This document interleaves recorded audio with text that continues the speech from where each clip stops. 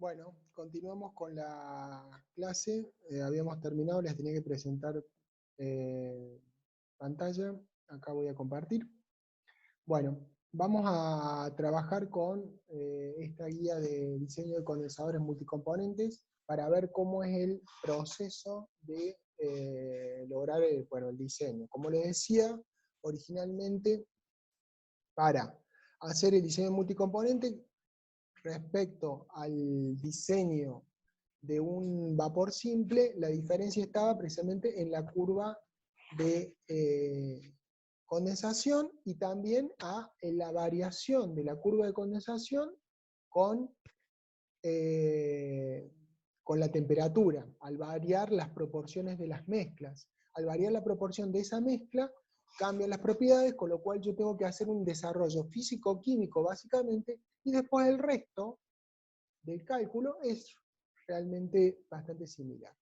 Bueno, entonces, ¿qué es lo primero que tendría que hacer en la mezcla multicomponente? Y bueno, tengo que determinar cuál es la temperatura de ingreso de la condensación y cuál es la temperatura de fin de la condensación. Eso es lo primero que vamos a hacer.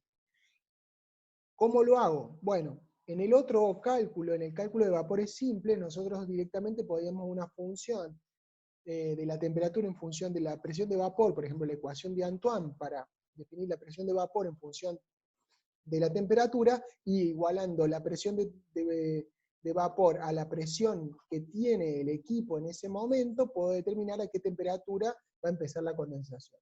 En este caso es un poco diferente, ya que tengo que hacer, es una mezcla multicomponente, entonces tengo que hacer previamente algunas cosas. ¿Cuáles son las cosas y cuál es el planteo que tengo que hacer? Bueno, la primera cuestión, nosotros en las anteriores ejercicios donde habíamos vapores simples, nosotros trabajábamos con fracciones másicas. Ahora vamos a empezar a trabajar con fracciones molares y por caudales molares. ¿Por qué? Y bueno, precisamente porque las propiedades y el proceso, al establecer mezclas multicomponente, el proceso necesariamente tiene que trabajar con moles porque las proporciones son molares y las propiedades de mezcla se sacan en función de las proporciones molares. Entonces, la fracción en peso, como está marcada aquí, ¿sí? Lo que tengo que hacer es pasarla dividiendo por la peso molecular de cada uno de los componentes de la mezcla. Por esto esta es la proporción o el caudal de cada uno de los componentes, esta es fracción en peso de cada uno, para sacar la fracción de cada uno de los componentes másica de cada uno de los componentes, para llevar la fracción proporción molar de cada uno de los componentes en la mezcla. Por eso es moles hora, no es una fracción, sino pero es una proporción, la cantidad de moles hora que tengo de cada uno de los componentes. Los subíndices, esto es a la entrada, el 1 es para la entrada, y el J es el subíndice del componente que hace referencia, ¿sí? Tengo que sacar la alimentación de cada componente, y la sumatoria de las alimentaciones de cada componente es la caudal molar de alimentación. Yo voy a trabajar de ahora en más con caudales molares, ¿sí? Esa es una de las primeras diferencias. Como les decía, a partir de tener los caudales molares, yo puedo establecer cuáles son las temperaturas de inicio de condensación. El inicio de condensación, como es una mezcla multicomponente, ustedes lo vieron en fisicoquímica, entiendo, o en termodinámica, vamos a sacar la temperatura de punto rocío. La temperatura de punto rocío se saca haciendo el equilibrio entre esta mezcla multicomponente, las presiones parciales de la mezcla multicomponente, como para tener la sumatoria de las presiones parciales igual a la presión total del sistema en este momento. Eso me va a dar a qué temperatura eso se produce. ¿Cómo se procede? Y bueno, se procede definiendo un valor inicial de temperatura, esto es para MATCAT, una fracción inicial que puede ser cualquier cosa, ¿sí? Cualquier valor, porque es para iterar. Establezco las ecuaciones de equilibrio, en este caso son dos componentes. La ecuación de equilibrio del vapor es igual a una constante, a la K de equilibrio, por la fracción del líquido.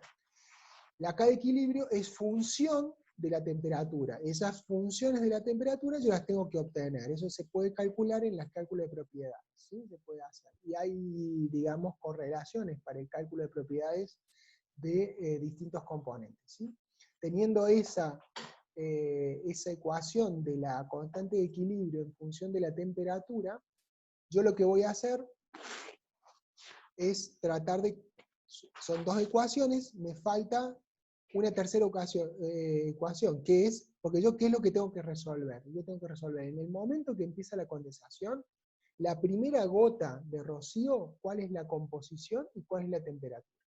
Son tres variables, en este caso que son dos componentes. La fracción molar de cada uno de los componentes, yo sé que la fracción molar de cada uno de los componentes, la suma de las dos fracciones molares del líquido es igual a 1, entonces tengo tres ecuaciones con tres incógnitas, temperatura de rocío y fracciones molares de cada uno de los componentes. Es por eso que hago un given find en MATCAD para encontrar la temperatura de rocío. Con eso yo puedo sacar la temperatura de entrada del condensador y la composición de la primera gota de condensado. Ese es el punto inicial, el inicio de la condensación. Ahora, el otro extremo es cuando termino la condensación. Para terminar la condensación, yo voy a tener que establecer cuál es la relación. Y en este caso, y acá hay una diferencia respecto a lo que era vapores simples, nosotros teníamos en vapores simples, nosotros no nos importaba mucho la temperatura de salida, porque la temperatura de entrada y la de salida era la misma. Y a su vez no nos importaba el estado en cual salía la mezcla. Podía salir totalmente condensada, podía salir parcialmente condensada y una parte como vapor. Eso no nos importaba, lo regulábamos con el área superficial, nada más. En este caso, si nosotros vamos a hacer eso, tenemos que tenerlo en cuenta porque las proporciones y las relaciones molares cambian con la cantidad que se condense, con lo cual no es un dato menor y necesito saber cuál es la situación. Entonces, en este caso, el porcentaje de condensación tiene que ser un dato, es decir, nosotros debemos definir, si no es un dato lo tenemos que definir. Puede ser el 100%, puede ser el 50%, puede ser el 80%, puede ser el 90%, ¿sí? O el 98%, o el 95%, ¿sí? Pues debe ser un valor, un porcentaje de lo que yo voy a condensar. Yo voy a condensar hasta tanto, ¿sí? Acuérdense, y más en mezclas multicomponentes, existe la posibilidad de que haya incondensables. Si hay incondensables, yo debería reducir el porcentaje de condensación. ¿Cuánto? Bueno, habría que ver la mezcla y las circunstancias. Esa es una alternativa, pero también puede ser que quiera condensar totalmente y que no tenga incondensables. Si no tengo incondensables, por ejemplo, es una torre de destilación, seguramente no voy a tener incondensables, lo voy a tratar de sacar antes. Si fuese así, en ese caso, el condensador será un condensador parcial o total, dependiendo cómo es la torre, y en ese caso será el 100%. Pero si no lo es, el porcentaje de condensación tiene que estar dado en el problema, y tiene que estar definido. Entonces yo puedo establecer estas ecuaciones. ¿Cuáles son estas ecuaciones? Defino, en este caso, para estas proporciones, la fracción de vapor que va a salir en este caso son 4 separaciones, en la cuarta etapa, o la salida, ¿cuál es la fracción de vapor del componente 1, la fracción de vapor del componente 2, la fracción del líquido del componente 1 y la fracción de vapor? Estos son valores, puedo poner, por ejemplo, acá está 0,5 en todos los casos, porque en realidad es para empezar a trabajar. Puedo proponer la cantidad de vapor o la cantidad de líquido que sale, puedo poner cualquier valor, no hay problema porque eso lo va a calcular. Y una temperatura cualquiera también, que puede ser cercana o puede que no, puede ser la del anterior, del intervalo anterior para tener un dato. ¿Qué es lo que realmente es importante aquí? Y bueno, acá lo que es importante son las ecuaciones, ¿sí? Nosotros, ¿qué necesitamos saber? Necesitamos saber la cantidad de líquido que se va a producir, la cantidad de vapor que va a quedar, o sea, el líquido total que se va a condensar, el vapor total que va a quedar producto de la no condensación, la fracción de la fase líquida, o sea, del líquido de los dos componentes, la fracción de vapor de los dos componentes, fíjense la cantidad de cosas, y la temperatura. ¿Sí? Entonces son varias variables. ¿Sí? ¿Cuántas variables son? Bueno, son la fracción líquido-vapor, los 4 componentes, 2 en vapor y 2 en líquido, y la temperatura. O sea que son 7 variables. Tenemos que tener aproximadamente 2, 4, 6, 7 ecuaciones. ¿Sí? ¿Cuáles son las ecuaciones? Las dos de equilibrio para los dos componentes, vapor, cada equilibrio y líquido. La sumatoria, ¿sí? Que es el componente 1, que ingresó inicialmente en el condensador, va a ser igual a la suma del líquido final del condensador, por el componente, y el vapor final que quedó a la salida del condensador. Esto es un balance de masa por componentes, y después sabemos que las fracciones molares de los componentes que están en el líquido son iguales a 1, y las fracciones molares de los componentes de vapor son iguales a 1. Y a su vez establecemos esto. La cantidad de líquido que se va a producir es el 98% de la cantidad de vapor que entró. Este es un dato, este 98 es precisamente que yo voy a condensar el 98%. Si yo condensara el 100%, esto en vez de 98 es 1, ¿sí? 100. Y si condensara menos, sería un valor menos. Es una relación, la relación de porcentaje, el tanto por 1 de la condensación. ¿Sí? Es una ecuación, como dice acá, una ecuación de restricción. Ustedes la pueden poner o pueden no ponerla y directamente poner acá un valor 1 y poner esta ecuación. Con esto tienen 7 ecuaciones, establezcan un given find en MATCAD y pueden sacar los 7 datos que necesitan: la temperatura de salida, las composiciones a la salida del vapor y el líquido, y la cantidad de moles, caudales molares de la salida de vapor y del líquido. ¿Sí? Con eso yo ya determiné cuál es el rango. Ahora lo que me queda hacer es, lo que me queda hacer, una vez que determine el rango, ahí está. Bueno, a veces, y no está mal, hacer una comprobación. ¿Por qué? Porque yo saqué los valores, yo tenía los valores iniciales, yo saqué los valores finales, y saqué los caudales finales y las temperaturas. Siempre es bueno comprobar que los caudales sean iguales a lo que se inició, o sea, el balance de masa-cierre. ¿Sí? En este caso, si se fijan, puedo tomar el B1, que es la cantidad de moles que ingresaron en el vapor al inicio, y si sumo la cantidad de cada componente, el líquido de cada componente en moles hora de cada componente, y el vapor que sale de moles hora de cada uno de los componentes, si hago la suma, debería dar exactamente igual a esto. Si no da, estoy en problema. ¿Por qué se usan verificaciones? De ahora en más es importante revisar datos. ¿Por qué? Porque vamos a sacar un montón de datos. Y esos datos que nosotros sacamos, como estos, por ejemplo, tienen que ser chequeados. ¿Qué quiere decir? Porque es muy difícil encontrar errores, porque vamos a encontrar un montón de ecuaciones que vamos haciendo. Si nos equivocamos en algo, tenemos que tratar de ver coherencia. Yo después, cuando veamos ejercicios propiamente dicho, les voy a mostrar algunas cuestiones que tienen que mirar si quieren ver coherencia. Pero es sumamente importante que, digamos, no sea un copie-pegue de un ejercicio, sino que tiene una lógica de cálculo y tiene que respetar. Y hay cosas que sí o sí se tienen que hacer. ¿Sí? Pero ya vamos a entrar en detalle en eso cuando veamos el ejercicio propiamente dicho. Ahora solamente estamos viendo cómo se resuelve, cuál es la dinámica, la lógica de cálculo. Bien, siguiendo con esto, nosotros tenemos, como dijimos, un rango de temperatura de entrada de vapor y temperatura de salida de vapor. Si tenemos este rango, lo que tenemos que hacer es, como dijimos, es cortarlo en rodajas al intercambiador. Si lo vamos a cortar en rodajas al intercambiador, lo que podemos hacer es dividir el rango total de condensación entre la temperatura 1 y la temperatura final, temperatura inicial y temperatura final, dividirlo en rodajas. En este caso, se divide en 3 rodajas. Al dividirlo en 3 rodajas son 4 temperaturas, ¿sí? Entonces, en este caso, a ver, acá hay una cosa que hay que hacer referencia. En este caso está dividiendo el salto térmico total, por el producto de la condensación, dividido 3. Eso es lo que normalmente se hace en todo lo que son equipos, y en general en los simuladores también. Nada más que los simuladores a veces hacen 5 o 6 cortes. Lo normal es hacer más de 3.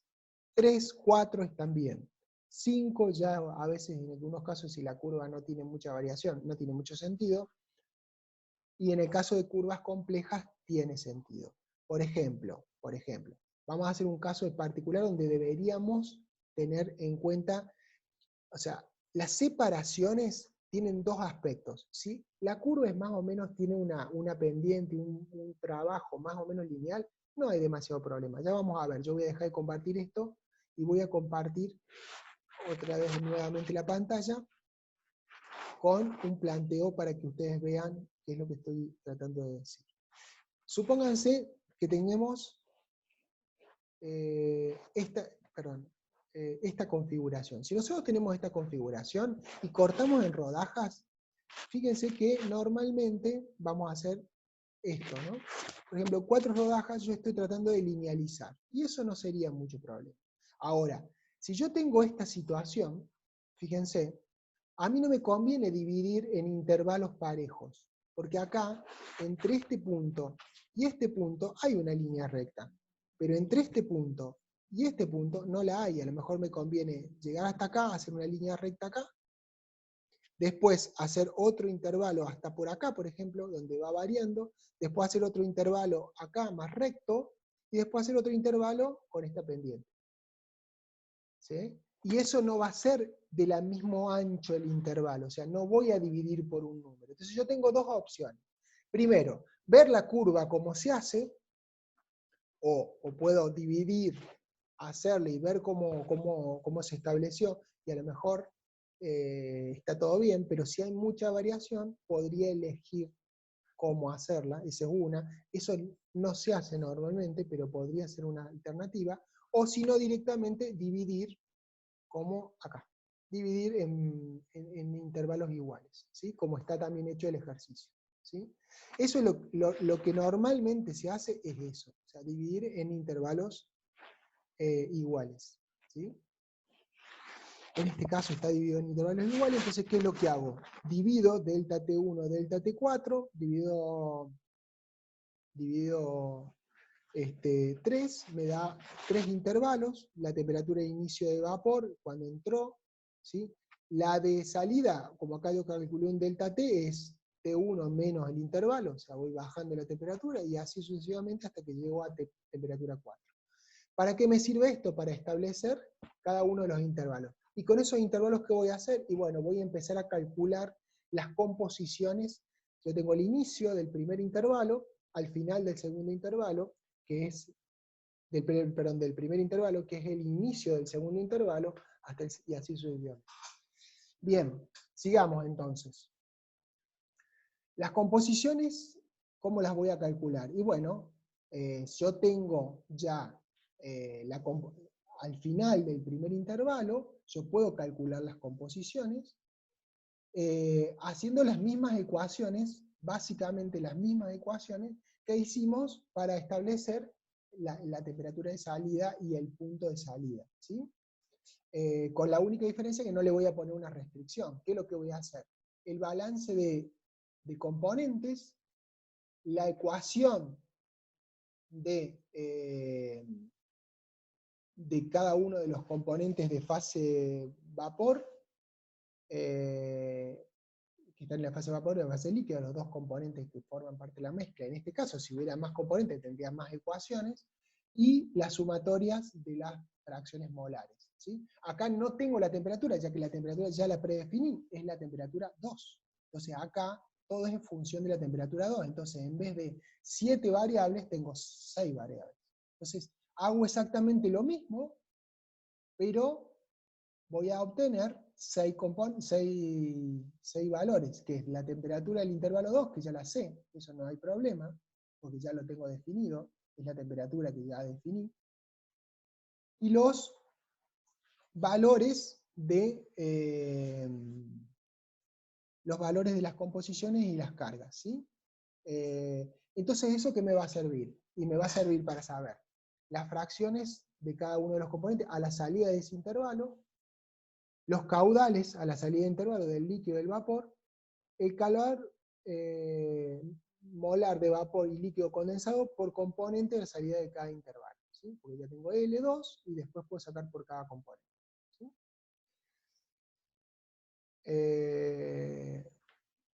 El caudal másico del líquido a la salida del intervalo. Fíjense que acá, y vamos a ver una cosa importante, nosotros vamos a ir condensando en cada intervalo. Como vamos a ir condensando, tenemos que tener claro cuánto se condensó en cada intervalo y cuánto viene de otro intervalo acumulándose, porque el líquido se va a ir condensando, y el líquido que se condense, como es lógico, va a también bajar su temperatura. O sea, el líquido que se condensó en el primer intervalo va a pasar al segundo ya líquido y va a variar su temperatura. Con lo cual también hay un efecto ahí que tenemos que considerar en cantidad de calor que se remueve. Pero eso lo vamos a ver más adelante. Bien, como les decía, una vez que yo hago esto que está puesto en un solo caso, como es en el primer intervalo, ¿sí? El intervalo 1, lo tengo que hacer para el intervalo 2, 3, 2 y 3, porque el cuarto es el último, así que no hay problema. Una vez que yo hice uno por uno, o sea que esto es exactamente lo mismo, pero cambiándole la temperatura, porque yo ya sé las temperaturas, las calculé, si se fijan, acá yo sé T1, bueno, es la temperatura de entrada, pero T2 yo lo sé, T3 yo lo sé, y T4 ya lo había calculado y las composiciones. Me falta T2 y T3, ¿sí? Habiendo calculado T2, me falta T3, yo lo debería agregar, y con eso ya tengo resuelta los caudales y las composiciones. ¿Qué es lo que sigue a continuación? Y bueno, lo que sigue a continuación y que es bastante útil hacer, es hacer una juntada de todos los valores que tuve durante cada uno de los intervalos. Acá, cuando yo pongo los caudales totales, cuánto caudal, yo podría ver si hay en principio alguna inconsistencia. Porque puede existir la posibilidad de que no cierren. Normalmente sí lo hacen, pero es una forma de ver. Este resumen, normalmente yo se los aconsejo que lo hagan, ya que si no lo hacen, existe la posibilidad de que incurran en algún error, si no se den cuenta de que hay un error, ¿sí? Bien, una vez que yo hice las fracciones, cuáles son las fracciones, cuáles son las cantidades de líquido, ¿para qué estoy haciendo esto? Estoy haciendo esto precisamente para poder calcular las propiedades, yo ya las tengo calculadas, para poder saber cómo varían, cuáles son los caudales que se van produciendo en cada uno de los intervalos, pero ¿con qué objeto final? Y con el objeto final de poder sacar la cantidad de calor que se produce en cada intervalo, y después calcular, por ejemplo, el delta T medio logarítmico de cada intervalo, y después poder calcular el H de cada intervalo, ¿sí? Entonces, lo que primero tengo que hacer, una vez que hice esto, y sé cuánta es la composición de cada uno de ellos, lo que tengo que hacer es empezar a calcular el balance de energía de cada intervalo, ¿sí? La carga de intervalo, ¿cómo la puedo hacer? ¿Sí? Para la entalpía del líquido condensado, ¿sí? Por conveniente, por intervalo, yo lo tengo que evaluar la variación de entalpía. Si yo empecé este delta H de líquido, va a ser yo lo puedo tomar a cada uno de los intervalos, desde una temperatura desde un valor hasta esa temperatura, desde un valor hasta el otro, ¿por qué? Porque tomo 273, es decir, tomo un 0, hago 0, acuérdense en físico-química, ustedes tomaban un valor, un H igual a 0, para tomar ese valor y de ahí en adelante crecer en entalpía. Entonces después puedo, si yo sé el líquido de 273 hasta la temperatura que yo quiero, que es la temperatura del intervalo, ¿sí? Después por diferencia entre intervalos puedo sacar el delta H de la parte líquida. ¿Se entiende? Para el caso de la entalpía del vapor por componentes, yo debería hacer un integral, perdón, un integral que sería esta, ¿sí? La integral esta va a ser de 273, donde tomé el 0 de entalpía, hasta la temperatura de ebullición de cada uno de los componentes, fíjense que acá está ante cada uno de los componentes, del Cp delta T, más el delta H de condensación en función de la temperatura de ebullición, más la de cada componente, ¿no? Más la temperatura de ebullición hasta la temperatura del intervalo del Cp por delta T. Es decir, ¿qué quiero decir con esto? Puede haber componentes que están sobrecalentados. ¿Por qué? Porque si bien es una mezcla que va condensando, hay elementos que a lo mejor no están condensando. Con lo cual, si no están condensando porque no llegaron a la presión de vapor de equilibrio líquido-vapor, entonces están sobrecalentados. O sea, están con más temperatura, es un gas. Entonces, por eso es que yo estoy haciendo la construcción, como hacían en físico-química, para llegar a un punto, iban construyéndola. Eso, este delta H, la sumatoria de los delta H, le daría el delta H de mezcla. ¿Sí? Una vez que yo saqué estos dos delta H, desde el momento, desde el 273 hasta la temperatura de intervalo, lo que voy a hacer es hacer el conteo del H del intervalo, que sería del vapor, ¿sí? Del H del vapor, por el caudal del vapor, ¿sí? Y del punto 2 va a ser el delta H del líquido, o sea, desde un punto hasta el otro punto, ¿sí? Del intervalo inicial, el final, más el delta H del vapor en el punto 2, evaluado en el final, por la cantidad de vapor que se mantiene al final.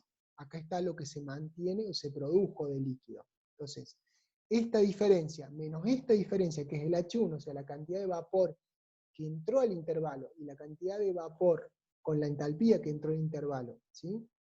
Y la cantidad de vapor que quedó al final del intervalo, y la cantidad de líquido que se produjo en ese intervalo, yo puedo sacar por diferencia el calor, ¿sí? El calor de ese intervalo. Este sería para el primer intervalo. Para el segundo intervalo, ¿cómo lo voy a hacer? Y bueno, lo voy a hacer de la misma forma. Tengo estos de referencia. Para el intervalo, tengo que sacar el valor del intervalo 3, o sea, terminó en el 2, o sea, del inicial el primer intervalo es el T2. T2 es el fin del primer intervalo. T3 es el fin del segundo intervalo, pero yo ya tengo los valores de T2. Entonces lo que tengo que hacer es diferencia, ¿sí? ¿Qué voy a hacer? Yo sé que el 3 va a ser el H de líquido, el delta H de líquido, entre el estado inicial, ¿sí? El estado final, inicial del intervalo y el final del intervalo, por la cantidad de líquido que hay al final del intervalo, más el delta H de vapor del inicial y el final, el delta H que se produjo por esa vaporización, acuérdense que viene de acá, por el caudal que quedó al final del intervalo. Con lo cual, la diferencia entre el H2, el estado 2 y el estado 3 me da el delta H del intervalo. Y ese es el valor de Q. Hago lo mismo para el Q3 y después puedo hacer una sumarización de los calores, ¿sí? Lo mismo puedo hacer, el calor total va a ser el calor de cada uno de los intervalos, ¿sí?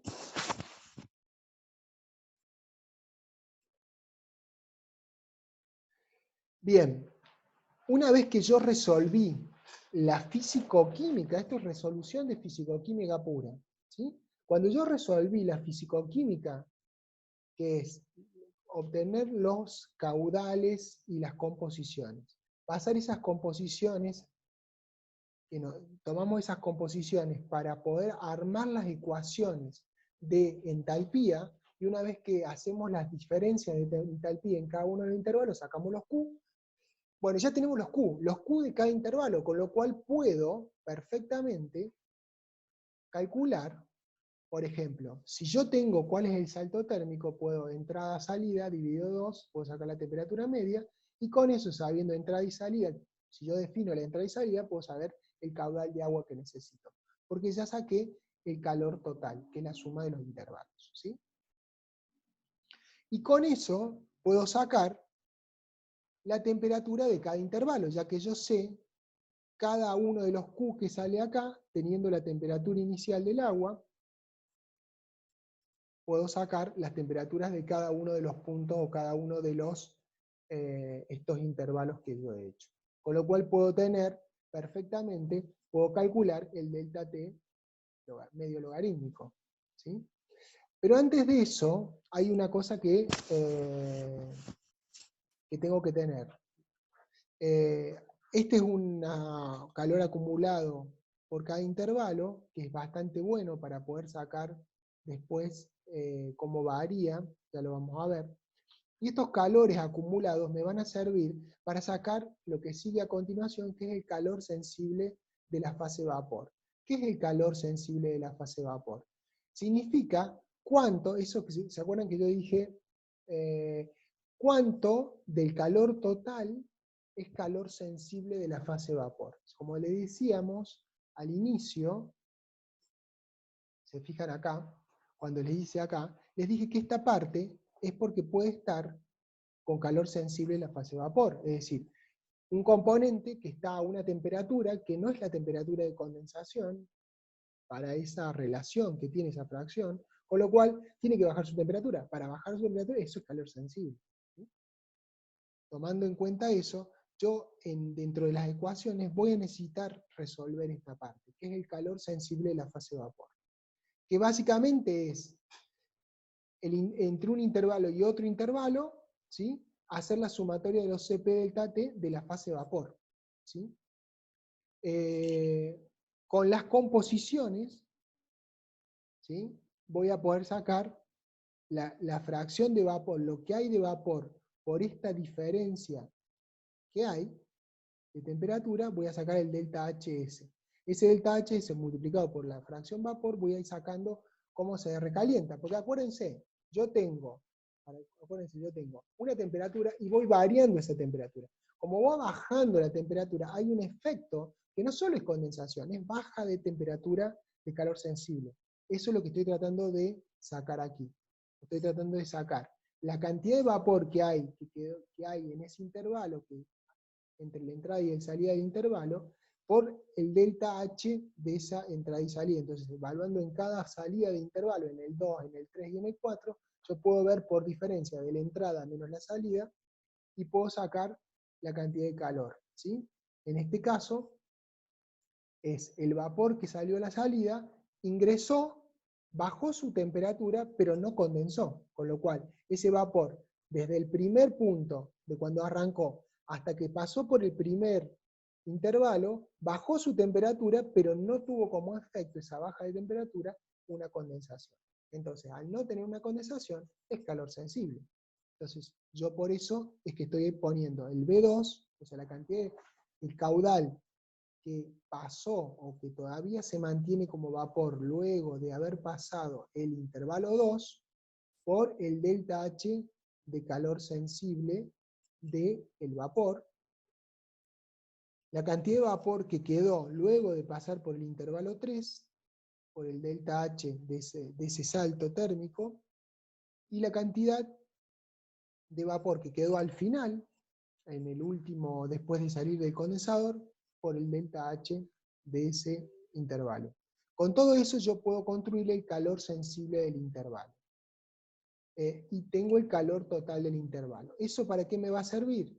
Y me va a servir para sacar esta relación. Relación de calor sensible sobre calor total. Esta relación me sirve en las ecuaciones de transferencia de calor. Ya la vamos a usar. ¿Sí? Ya la vamos a colocar. Es una variante adicional que no lo tenemos, porque es cero ese variante de calor sensible en mezcla simple, pero sí lo tenemos acá. ¿Sí? Bien, entonces, esa es más o menos la dinámica. Entonces, cuando nosotros vamos a hacer un intercambiador, por ejemplo, en este caso un horizontal por carcasa, ¿qué es lo que vamos a hacer? Y bueno, el vapor va a ir por la carcasa y el refrigerante por los tubos. Entonces tengo que calcular para la carcasa. Como siempre, voy a partir de un área de diseño, un U de diseño, perdón, acá está un valor de donde se saca. Voy a sacar el delta T medio logarítmico global, en este caso sí, lo tomo como un todo al intercambiador. Voy a sacar el U por A, ¿sí? Y voy a sacar un delta T medio logarítmico, un delta T medio balanceado. ¿Por qué? Porque se acuerdan que los delta T eran diferentes en el intercambiador por la forma, en el condensador por la forma que tenía la curva de condensación, pero en este caso voy a hacer un delta T balanceado. ¿Para qué? Para sacar un área de diseño, como hicimos antes. Nada más que acá voy a sacar un delta T balanceado, delta T medio logarítmico, Q dividido el delta T medio logarítmico me da U por A. Entonces con Q total voy a sacar el valor. Este Q es el Q completo, ¿sí? Entonces, estableciendo una primera área de diseño, ¿se acuerdan? Establecíamos un área de diseño y esa área de diseño la corroborábamos. Acá voy a tener, saco las características del condensador que quiero poner, este es tomado de un ejemplo, ¿sí? Con eso calculo, en este caso, el área real, una vez que elegí, con respecto al valor que tenía original, yo determino la longitud de tubo, el diámetro de tubo, el diámetro de la carcasa, la cantidad de tubo, etcétera, etcétera, y con eso saco cuál es el área que no va a ser exactamente igual al área que proponí originalmente. Esta es mi área propuesta para el diseño, ¿sí? Y este es el coeficiente real que se saca a partir de eso. Eso es lo mismo que en los otros ejercicios.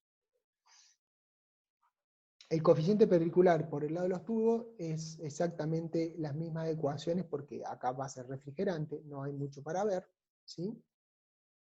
Esto no lo tenemos que ver. Y sí ya tenemos que empezar a ver las propiedades de mezcla que vamos a establecer para el caso de la mezcla gaseosa, ¿sí? En este caso, lo vamos a evaluar, por ejemplo, para el CP del vapor, para cada uno de los componentes y para cada uno de los intervalos, ¿sí? Estos son los componentes y estos son las temperaturas, los intervalos. Entonces, acá esta composición está hecha para poder sacar el CP en cada uno de los extremos, ¿sí? De cada uno de los intervalos que ponemos, ¿sí? Bueno, acá está el valor de Moebius. Estos son todos los propiedades ya tomadas de las ecuaciones de propiedades, pero ya teniendo en cuenta la propiedad de mezcla, ¿sí? Bueno, para la mezcla líquida exactamente igual, sin problemas. Sacamos todos los valores.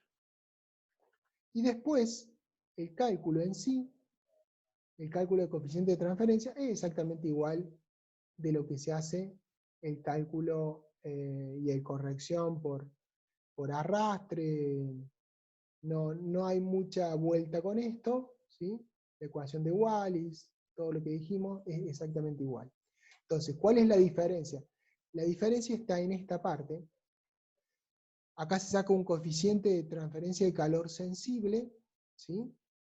La diferencia está acá. Es decir, no solo van a sacar el coeficiente de condensación, sino que van a sacar un coeficiente de transferencia de calor sensible, como si fuera un gas que se... Y después van a sacar un U así. ¿Qué significa? Van a tener el H, que es el H de condensación, más el H del otro lado, del lado del tubo, es decir, del lado del refrigerante, ¿sí? Van a sacar un H medio por cada uno de los de la entrada y salida de un intervalo, y van a sacar el U de cada uno de cada uno de los intervalos. Este U de cada uno de los intervalos tiene un término, fíjense, el H promedio, fíjense que el H promedio es el H de un punto, el H del otro punto. Acuérdense, a ver, se lo voy a poner, lo voy a bajar y voy a subir la... Acuérdense, nosotros estamos estableciendo intervalos, ¿sí? ¿Qué es lo que voy a sacar yo? Una vez que yo resolví esta ecuación, este ejercicio, yo tengo las composiciones acá, tengo la composición acá, tengo la composición acá, tengo la composición. A su vez tengo la cantidad de vapor acá, la cantidad de vapor y líquido, la cantidad de vapor y líquido acá, la cantidad de vapor y líquido acá, la cantidad de vapor y líquido acá. A su vez, tengo las propiedades de acá, las propiedades acá, las propiedades acá, las propiedades acá. Entonces yo lo que voy a hacer es voy a trabajar como si esto fuera un solo intercambiador. Para hacer eso, ¿qué es lo que puedo hacer?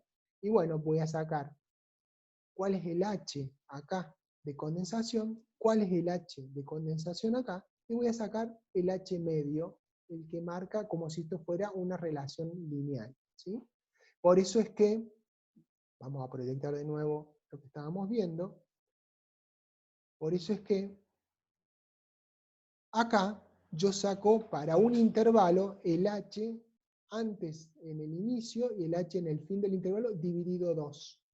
Lo mismo que el caudal, porque acuérdense que hay el caudal de gas. El caudal de gas es el caudal, lo que ingresa en el intervalo y lo que sale, hay una diferencia, porque hay una parte que se condensó. Entonces, esa diferencia yo saco un valor de medio, y estoy entendiendo que el caudal se comporta, empezó condensando y condensó la misma proporción en todo el intervalo. Eso lo puedo hacer en la medida que lo haga en intervalos. Si lo hiciera para todo el contexto, eso no sería correcto, ¿sí?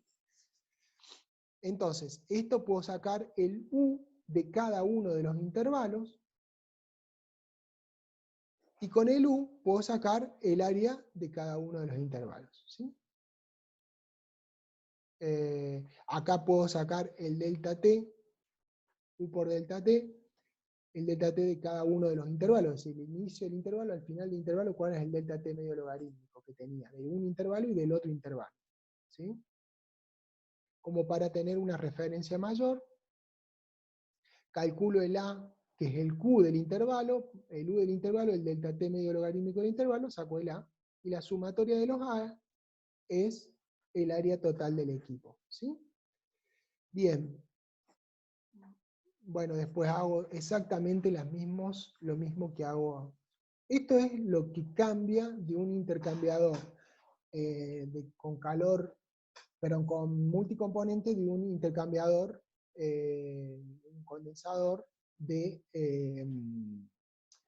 multicomponente con respecto a un condensador simple. Bueno, cortamos acá porque si no se va a hacer muy, muy largo. En el otro video, en el próximo video, vamos a ver ya otro tipo de condensadores.